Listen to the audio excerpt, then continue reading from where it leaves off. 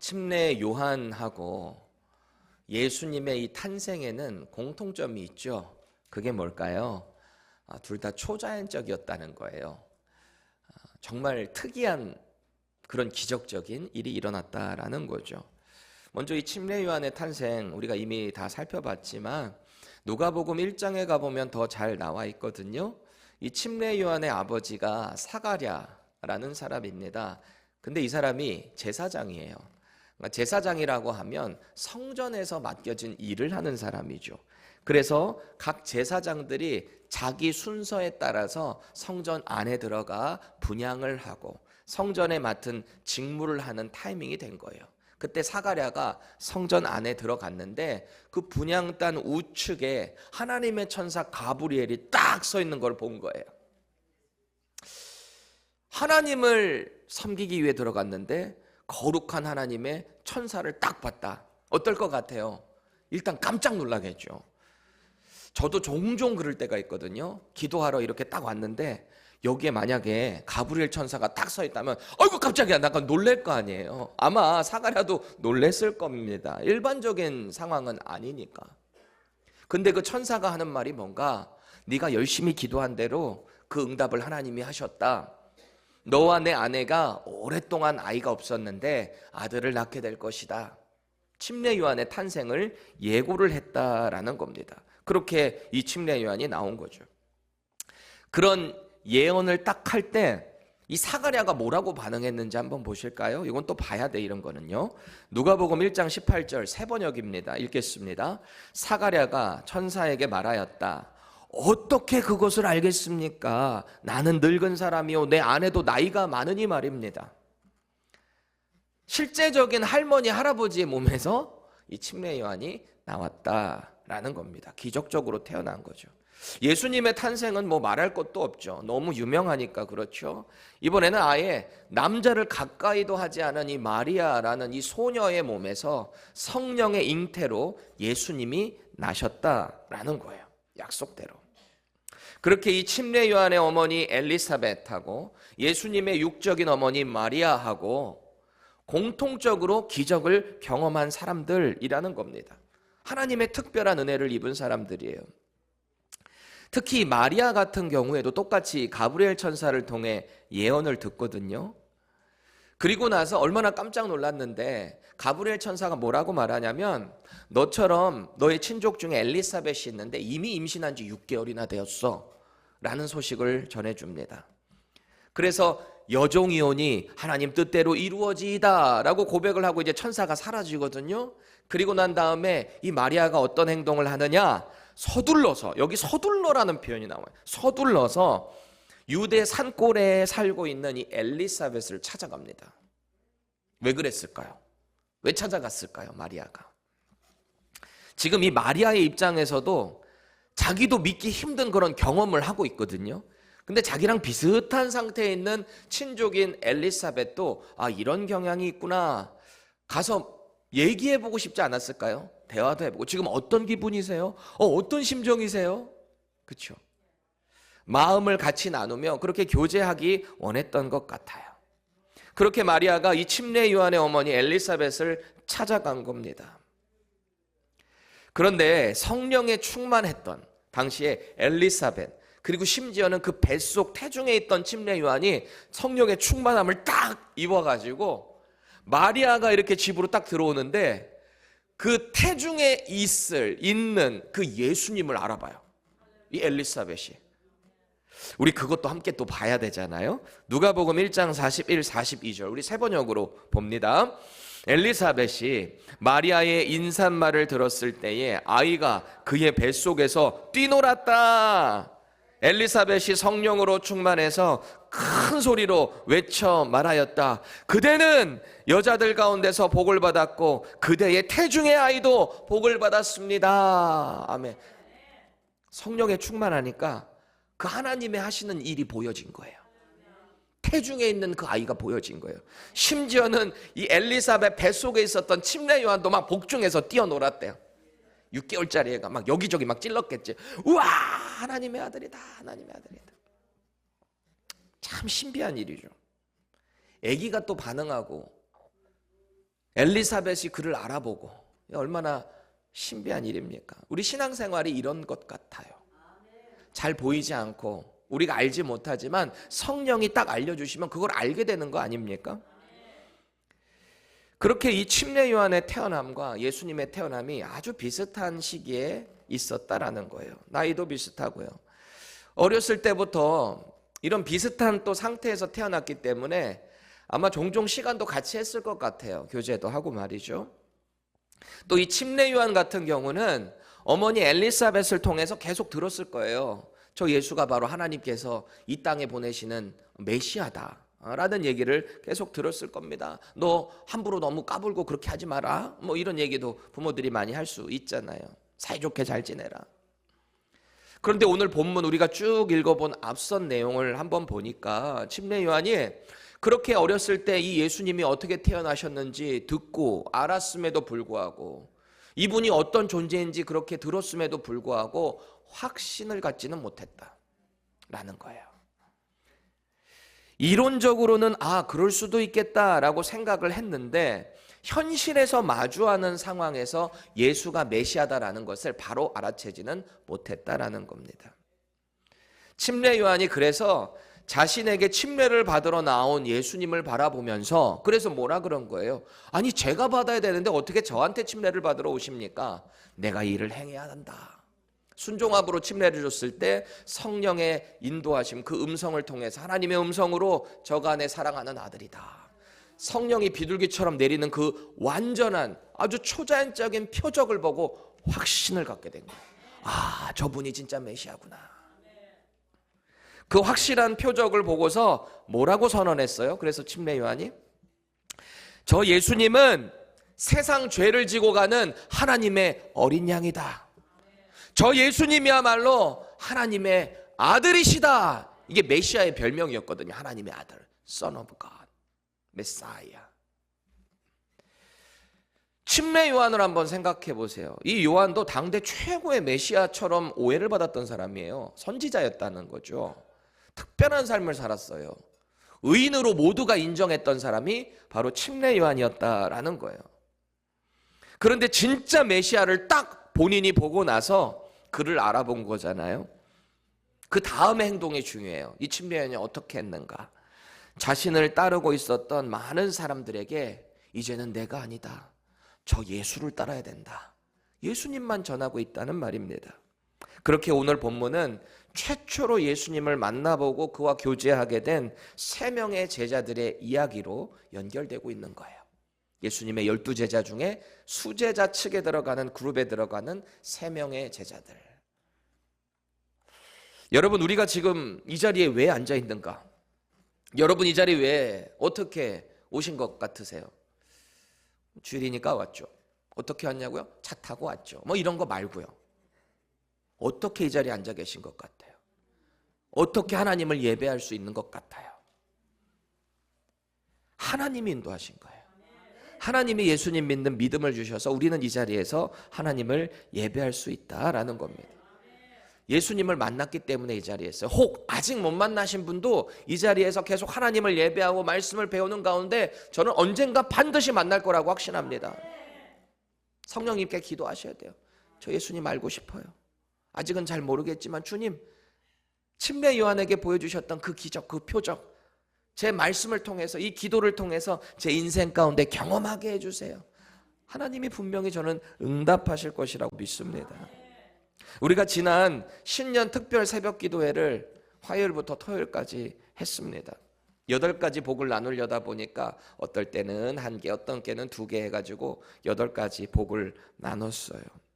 이 8가지 복은 태어나면서 막 기질적으로 누리는 게 아니고요. 예수님의 그 성품을 자꾸 닮아갈 때 하나님의 백성들이 하나님의 복을 이 땅에서 누리게 된다라는 약속이에요. 8가지 복이. 그게 우리 가운데 행복으로 다가온다는 말이거든요. 오늘 예수님을 깊이 만난, 그래서 진리를 선포하는 침례 요한을 보세요. 또 그를 따르던 침례 요한의 2명의 제자들, 그들이 이제 예수님을 따라요. 또 베드로를 또 역시 예수님께서 만나주시고 그에게 새로운 이름을 허락하세요. 제자로 삼아주셨다는 거거든요. 이들이 예수님을 딱 만나고 나니까 인생이 달라졌다라는 것입니다. 저와 여러분이 다시 한번 예수님을 처음 만났을 때 그 감정으로, 그 은혜로 돌아갔으면 좋겠어요. 회복하셨으면 좋겠습니다. 그래서 올 한 해 예수 그리스도와 함께 하나님의 말씀으로 무엇이든지 돌파할 수 있는 저와 여러분들 되기를 축복드립니다. 오늘 본문은요, 이 시간적인 개념으로 다시 시작을 하고 있습니다. 시간적 개념. 어떻게 시작해요? 본문이 또 이튿날 이럽니다. 또 이튿날. 시간적 개념. 뭔가를 이 저자가 하고자 하는 그 의도가 있다라고 그랬죠. 그럼 또 이튿날이라는 말은 원래 이튿날이 있었는데 곧 또 다음 날이구나 라는 것으로 우리는 이해를 할 수 있습니다. 그런 앞선 이튿날은 뭐를 이야기했나? 종교 지도자들이, 바리새인 이 사람들이요, 레위인들과 제사장들을 보냈어요. 누구에게요? 침례 요한에게. 당신 도대체 누구요? 질문하게 했잖아요. 그 날에 나 메시아도 아니야. 나는 엘리야도 아니야. 나는 모세가 예언한 그 선지자도 아니야. 나는 그저 광야에 외치는 자의 소리야 라고 했습니다. 그리고 다음 날에 예수님을 딱 보고 침례 요한이 어떻게 했어요? 우리 아까 배웠잖아요. 저분이 바로 하나님의 어린 양이다. 저분이 바로 하나님의 아들이시다. 이렇게 선포한 그 또 다음 날로 오늘 본문이 시작되고 있다라는 겁니다. 자, 그 이후에 연결되는 내용을 한번 보세요. 그동안 자신을 열심히 따르고 있었던 아마 수제자들이지 않았겠는가? 수제자들이 보통 바로 옆에서 수행을 하거나 그럴 거 아닙니까? 제자들과 함께 이렇게 보는데 예수님이 저기 다니시는 걸 본 거예요. 그리고 나서 이 제자들에게 하는 이야기, 우리 생동감 있게 현대인의 성경으로 봅시다. 35절에서 37절입니다. 시작. 이튿날 요한이 그의 두 제자와 함께 서 있다가 예수님이 지나가시는 것을 보고 보라, 하나님의 어린 양이시다 하였다. 요한의 말을 듣고 두 제자가 예수님을 따라갔다. 아멘. 그동안 자신을 열심히 따르고 있었던 제자들, 이 제자들과 예수님을 딱 보고 보라, 하나님의 어린 양이다 라고 하니까, 여러분 이거를 생각해 보세요. 그 얘기 딱 듣고 나서 제자들이 갑자기 쓱 홀린 것처럼 갔겠습니까? 뭔가의 과정이 있었을 거 아니에요. 기록을 하다 보니까 그것만 요약을 해서 한 거지, 보라 하나님의 어린 양이다 라고 했을 때는 그 과정 가운데 뭔가 의미하는 바가 컸겠죠.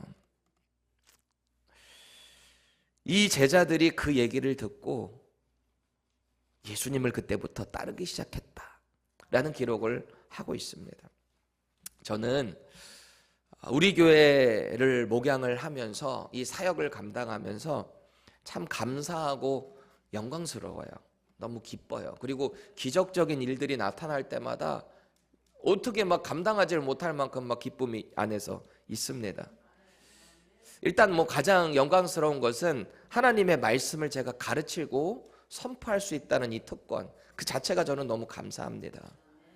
또 이 말씀 가운데 변화되는 성도들의 모습을 볼 때마다 너무너무 보람이 돼요. 하나님 감사합니다. 역시 하나님의 말씀은 사람을 변화시키시는군요. 이거는 진리입니다. 내가 왜 자꾸 나는 교회를 그렇게 오래 다녔는데 삶의 변화가 없지? 말씀으로 가까이 하세요. 말씀이 내 삶에 적용이 되지 않으면 절대 안 바뀌어요. 머리로만 아는 게 아니라 마음으로 믿고 그거를 삶에서 실천을 해내셔야 우리의 삶이 변화되는 거거든요. 하나님의 말씀 가운데 변화되는 우리 교회를 모습을 볼 때 너무 감사해요. 지난 2022년 11월부터 제가 이 목회를 시작했잖아요.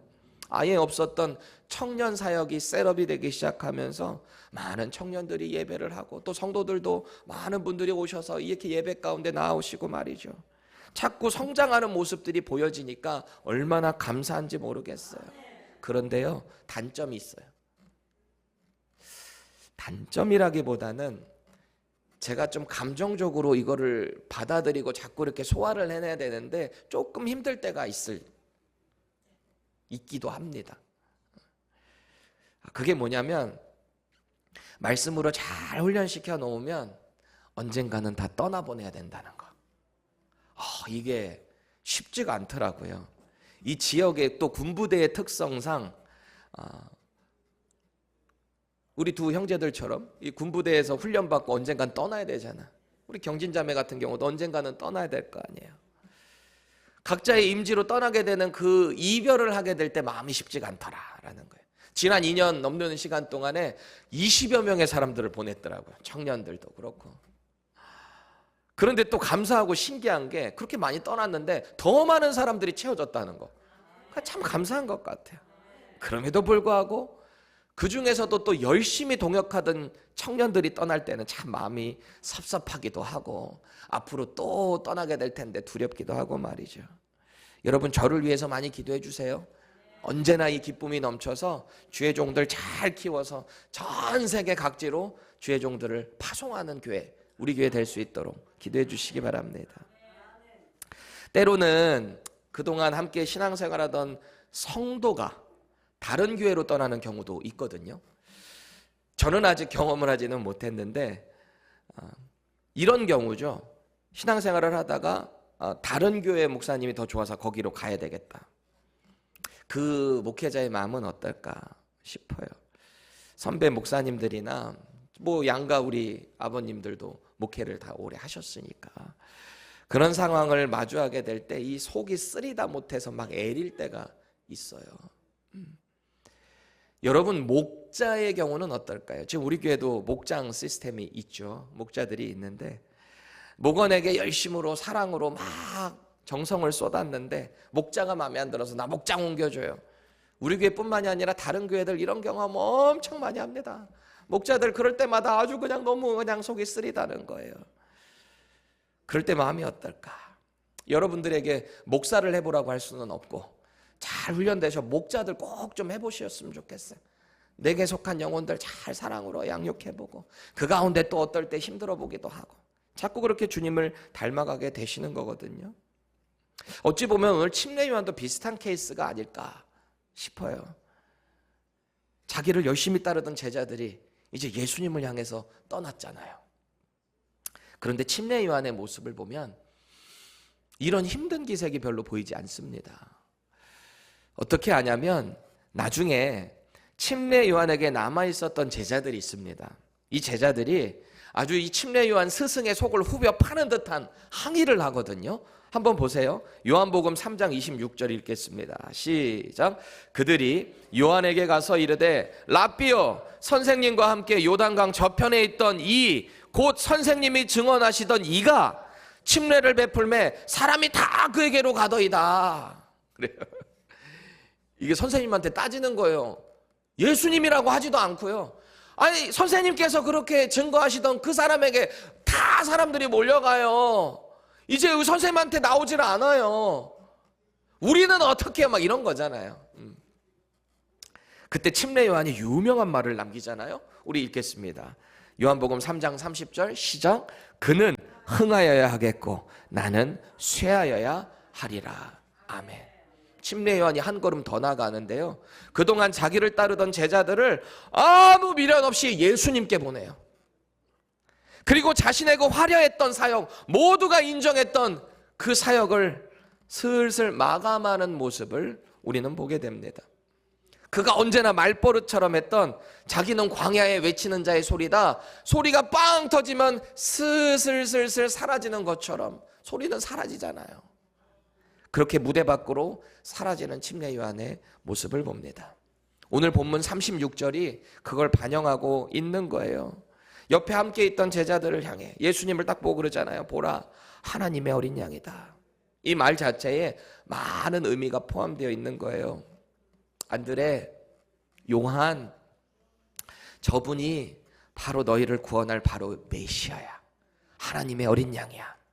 이제 나한테는 더 이상 배울 게 없어. 이제 예수님께로 나가야 돼. 나는 이제 내 사명을 다한 거야. 이런 말이 포함되어 있는 거예요.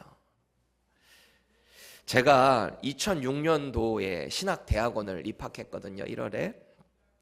신대원 처음 들어가고 나서 전도사라는 타이틀이 붙습니다.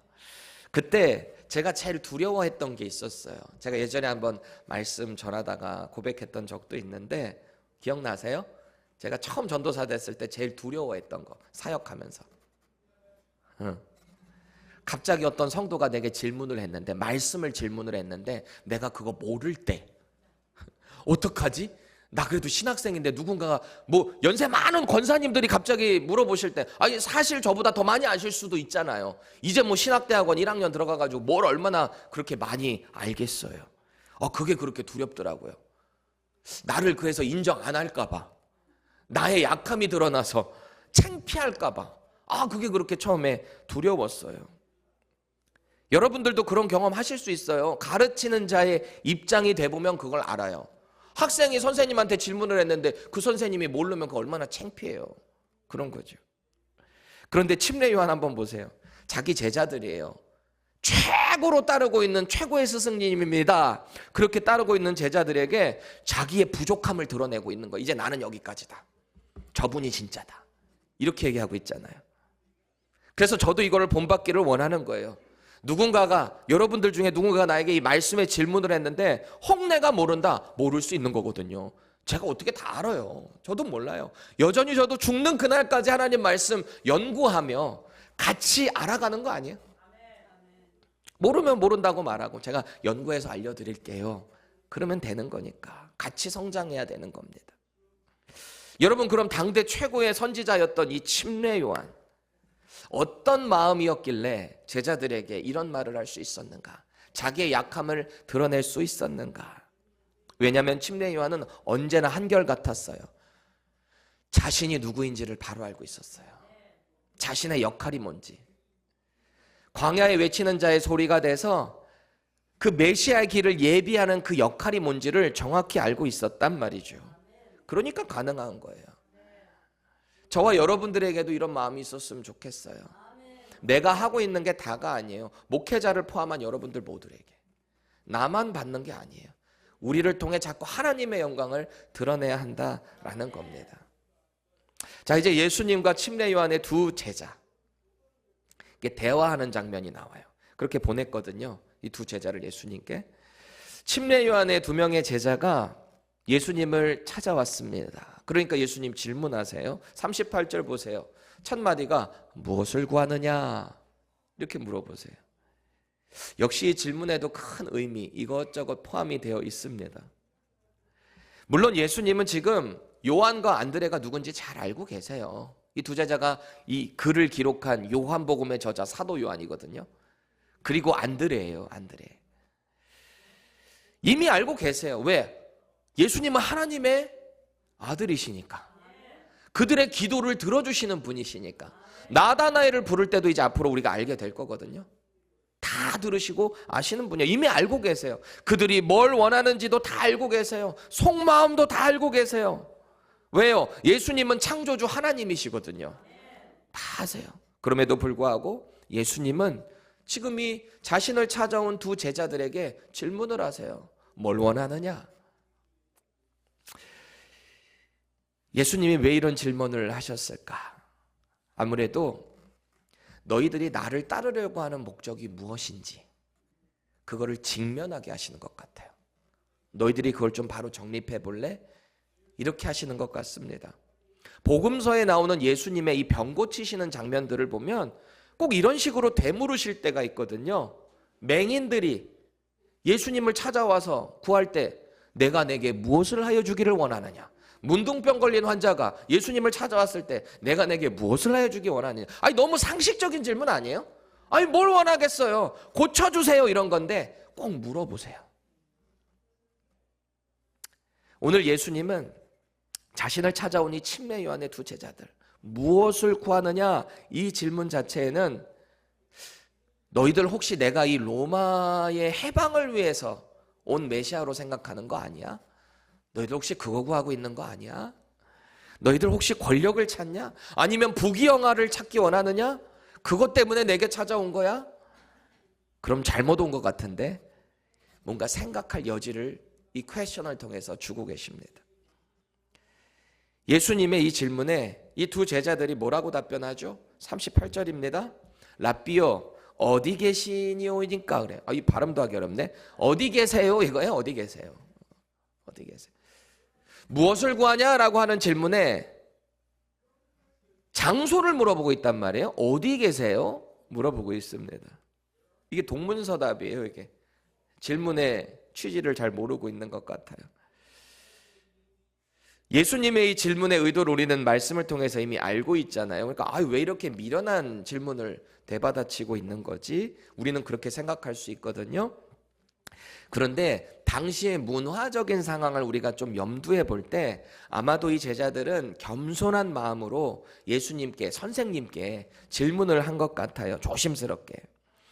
지금 바쁘신 것 같은데 어디 계시는지 알려주시면 그때 우리가 찾아뵙고 충분한 좀 시간을 갖고 싶습니다. 약간 이런 의미도 포함되어 있다라는 거예요. 왜냐하면은 당시 유대인들은요, 선생님을 존경하는 표현에서 이런 관용적인 표현을 쓰기도 하거든요. 우리가 그렇게 볼 수 있습니다. 자, 그럼 보세요. 우리는 지금 이 제자들이 예수님을 부르는 호칭에 주목을 해야 되는데 뭐라고 불러요? 라삐요. 라삐. 라삐라는 말은 나의 존경하는 분이라는 뜻을 가진 아람어입니다. 나의 존경하는 분. 단순히 어떤 선생님의 의미를 넘어서서 내가 존경하는 분, 내가 배울 수 있는 분, 그런 의미를 포함한 거거든요. 그런데 생각해 보세요. 분명 지금 이 두 제자들은 저 예수님이 누구신가를 자기의 원래 전 선생님인 침례 요한을 통해서 배웠단 말이에요. 하나님의 어린 양이다. 우리의 죄를 대신 지고 가실 하나님의 어린 양, 메시아다. 그런 얘기를 듣고 왔어요. 그러면 이들이 부르는 호칭에는 주님으로 부르든지 이렇게 돼야 될 텐데, 랍비라는 말, 아직까지는 메시아로 100% 인정하는 호칭은 아닌 것 같아 보입니다. 그러니까 예수님이 그들의 마음을 읽으시고요, 뭐라고 답변하세요? 39절입니다. 와서 보라. 와서 보라. 어디 계시오니까, 어디 거주하고 계십니까? 그때 우리가 찾아뵙고 좀 진지한 대화를 나누고 싶습니다. 와서 보라. 여기서 보다라고 번역된 헬라어가 호라오라고 하는 단어거든요. 뜻을 보세요. 눈으로 보다. 1차적으로는 그런 뜻이에요. 우리가 이렇게 보는 게 호라오라고 볼 수 있어요. 그런데 영적으로 조금 더 확장된 뜻을 보면 마음으로 보다, 경험하다, 혹은 알다. 경험을 통해 아는 거 있잖아요.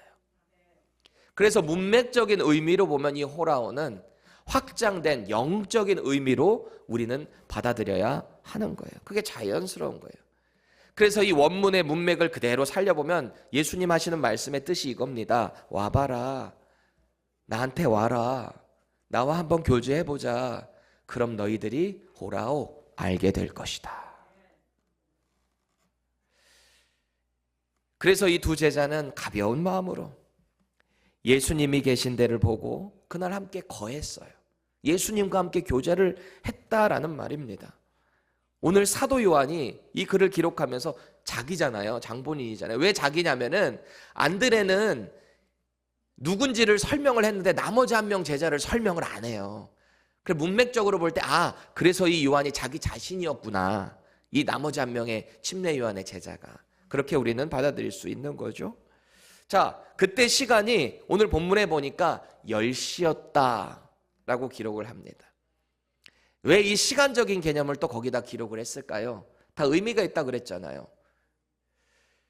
이 두 침례 요한의 제자가 예수님을 만나 그의 인생이 전환되는 그 순간을 기록을 하고 있는 거예요. 그때가 10시였다. 여러분은 예수님을 처음 만나서 깊이 교제했던 그 순간이 언제로 기억하고 계십니까? 주님 처음 만나셨을 때, 예수님 딱 영접했을 때 언제였어요? 그날의 분위기와 어떤 냄새와 어떤 향기와 어떤 내 마음의 상태와 주변의 분위기 여러분들 다 기억하고 있을걸요? 그때를 언제나 기억하시는 게 참 여러분의 신앙생활에도 좋은 것 같아요. 내가 그 은혜를 자꾸 까먹고 세상 가운데 허우적거리고 주저앉으려고 할 때 그때를 자꾸 기억해야 돼요. 그때로 돌아가셔야 돼요. 주님께 간구하셔야 돼요. 저를 도와주세요. 제가 다시 주님 처음 만났을 때 그 감동을 회복할 수 있게 도와주세요. 이때 주님을 만나 교제한 제자들 중 한 명이 누구라고 해요? 아까 요한이라 그랬잖아요. 40절 보세요. 요한의 말을 듣고 예수를 따르던 두 사람 중 하나는 시몬 베드로 형제 안드레라, 나머지 하나가 자기였다는 말이죠. 대부분의 학자들도 사도 요한이었다라고 말을 합니다. 그렇게 오늘 사도 요한과 이 안드레는 예수님께서 하나님의 아들이시다, 저분이 메시아시다, 그래서 예수님을 찾아가서 깨닫게 된 거예요. 예수님과 교제하며 알게 된 거죠. 직접 본 거예요. 아, 저분이 진짜 우리 스승께서 말씀하신 하나님의 어린 양이구나. 그렇게 주님을 만난 이 안드레가요, 자신의 형제인 시몬을 찾아갑니다. 형제거든요. 친형제, 형이에요. 흥분했어요. 왜 흥분했어요? 진짜 하나님의 어린 양을 만났거든요. 그분과 교제를 하니까 호라오, 확신에 알았거든요. 41절 보세요. 형을 찾아가서 한다는 말이 뭐예요? 우리가 메시아를 만났다. 우리가 메시아를 만났다. 막 흥분을 감추지 못하고 예수님을 전합니다. 여러분, 전도가 뭐라고 생각하세요? 여러분이 달달달달 외운 하나님의 말씀 구절, 그 사람을 막 논리적으로 이겨내고 승복하게 만드는 게 전도일까요? 상대를 제압하는 걸까요? 그저 내 인생에 구원을 허락하신 예수님 자랑하는 게 전도예요. 나에게 이 크신 사랑을 전하신 하나님의 자랑을 하는 거, 그게 전도입니다. 성경 말씀 외우면 당연히 파워풀합니다. 근데 외운다고 해서 또 그 사람 시선도 피하고서 달달달달달달 외우고 아들을 낳으린 이름을 예수로 하라, 그가 이상해요. 무서워해요. 그렇게 전도하지 마세요. 그 말씀을 자기화로 녹여내셔야죠. 그 말씀이 내 삶과 무슨 관계가 있는지를 여러분이 먼저 호라오 아신 이후에 그걸 자랑하시는 거예요.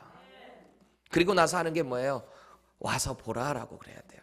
예수님께서 그렇게 하셨던 것처럼 이 안드레도 똑같이 자기 형제에게 와보라, 와보라, 전도를 그렇게 하는 겁니다. 42절 말씀에 보면은 오늘 예수님이요, 그렇게 찾아온 안드레의 형제 시몬을 만나 주시는데 이름을 바꿔주세요. 42절 보세요. 내가 요한의 아들 시몬이니 장차 게바라 하리라 그래요. 케파, 이게 아람어거든요. 반석이라는 뜻입니다. 이 시몬이라는 이름 자체도 원래 구약 성경으로 올라가 보면 야곱의 12아들 중에 하나가 시몬이 있습니다. 세겜 성에 갔을 때 추장 세겜에게 자기의 여동생인 디나가 강간당하는 사건이 있었어요. 얼마나 열이 받았겠어요, 자기 동생이 그런 일 하니까. 근데 그쪽에서는 하는 얘기가 추장의 아버지가 하몰이라는 사람이거든요. 이렇게 타일러요. 아, 내 아들 세겜이 디나를 그렇게 사랑하니까 이런 일이 벌어진 건 참 유감스럽다. 근데 당신네들이 원하는 거 뭐든지 다 들어줄 테니까 제발 이 딸만 우리에게 허락해줘라. 그리고 우리 가운데서 너희들도 딸을 같이 가져가서 우리 서로 한 민족을 이루자, 그런 얘기를 합니다. 그때 어떤 말을 해요? 이 레위하고 시몬이 찾아가가지고 아, 우리는 할례 받은 민족입니다. 당신네들은 우리의 여호와의 신을 섬길 수가 없습니다. 왜? 할례를 못 받았기 때문에 당신들도 할례 받으세요. 그럼 우리는 한 민족이 이루게 될 것입니다. 그래서 실제로 그 사람들이 얼마나 이 디나와 또 같이 이 세겜이 함께하고 싶었던지 다 그걸 프랙티스를 합니다. 할례를 했단 말이에요, 이방인들이. 그러고 나서 이 시몬과 레위가 들어가서 어떻게 해요? 그 남자들 다 쳐 죽입니다. 다 쳐 죽였어요. 그렇게 우락부락 성격이 있었던 사람이 시몬. 그 시몬의 이름을 그대로 딴 사람이 오늘 이 시몬입니다. 이름만 들어도 우리 보통 알 수 있거든요. 여러분들 영어 이름 중에 대개 이게 피러 쓰시는 분들이 약간 핫테퍼들이에요. 진짜예요. 제가 그거 봐서 알아요. 또 그만큼 주님을 사랑하는 열정도 있는 분들이기도 하고. 근데 예수님이 그 시몬이 딱 들어올 때 시몬을 보고 이름을 뭐라고 바꿔주세요? 너는 이제부터 게바다. 그전에는 그렇게 우락부락하며 핫템포로 살아갔지만 이제 내가 너를 반석으로 사용할 거야. 복음의 사명을 감당할 반석으로. 반석은 예수님이시거든요. 그 예수님을 전하는 이름으로 이름을 바꿔주셨어요. 여러분, 오늘 우리는요, 이 예수님께서 자기 인생 걸고 찾아온 두 명의 제자들에게 질문하시는 이 내용을 꼭 주목해야 합니다. 무엇을 구하느냐? 이걸 지금 우리식으로 대입을 해보면 이거예요. 여러분 교회 왜 나오셨어요? 뭘 구하기 위해 나오셨어요? 왜 예수님 믿으시나요? 혹시 예수님 믿으면 부자 된다고, 이 땅에서 잘 된다고 그래서 믿고 오신 분 계십니까? 예수님 믿으면 병 낫는다는 말에 그 혜택 보고 싶어서 오신 분 계십니까? 혹은 교회 다니면 착해 보이니까 그런 이미지 때문에 오신 분 계십니까? 그런 우리를 향해 오늘 예수님께서 이렇게 물으실 거예요. 무엇을 구하느냐? 예수님이 누구신가가 아니라 우리가 이걸 통해 뭘 얻을까에만 집중될 때 잘못된다는 거예요, 우리 신앙생활이. 우리는 자꾸 썸띵을 찾는 게 아니라 그분이 누구신지를 주목해야 한다라는 거예요. 예수님께 나와서 우리가 구해야 될 것이 우리의 삶을 유익하게 만드는 뭔가에 집중될 때 우리 신앙생활은 자꾸 흐려져요. 물론 기도하셔야죠. 우리가 바라는 거 아뢰셔야죠. 근데 그것보다 더 우선위에 있는 것이 나의 영혼의 유일한 구원자, 부활하신 예수 그리스도 그 한 분께 집중되어야 한다라는 겁니다. 그게 신앙생활이에요. 교회 왜 나가세요? 하는 질문에 우리의 정답은 이거여야 돼요. 오늘 예수님을 만난 안드레가 자기 형제 시몬에게 뭐라 그래요? 우리가 메시아를 만났다. 우리가 메시아를 만났다. 이 고백이 우리에게 적용되면 주님, 저는 예수님 한 분만이 내 인생의 주인이십니다. 이제 그 나의 인생의 주인이신 예수님을 나도 어디를 가든지 전하며 살겠습니다. 이런 고백이 저와 여러분들의 고백이 돼야 된다라는 겁니다. 이 고백이 장착돼서 우리 주변에 죽어가는 영혼들에게 다가가시자고요. 그래서 그들을 향해 와서 보라. 보라오. 우리 같이 경험하자. 예수님과 동행하자. 예수님의 말씀을 배우고 자꾸 하나님의 나라를 누리며 살아가자. 그런 전도자들 다 되시기를 축원합니다.